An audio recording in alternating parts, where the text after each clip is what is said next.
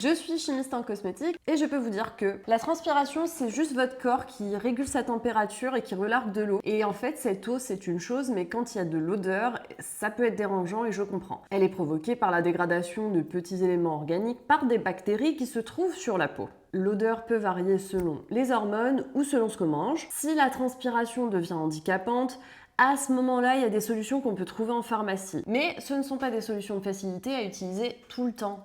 Et je vais vous donner des tips à ce propos.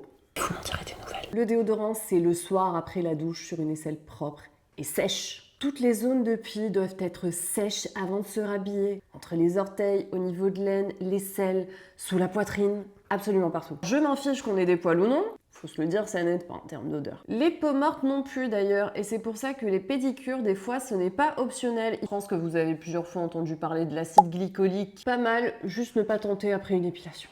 Les toilettes savonneuses au niveau des aisselles, c'est tous les jours. Et l'antitranspirant, par contre, ça n'est pas tous les jours.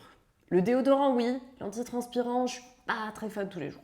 Autre chose, et ça c'est notamment en été, c'est d'avoir dans son sac un petit éventail ou un ventilateur électrique avec une brume d'eau minérale. Ça fait un effet brumisateur là comme ça, c'est génial. Vous allez adorer, ça va vous sauver l'été, vraiment.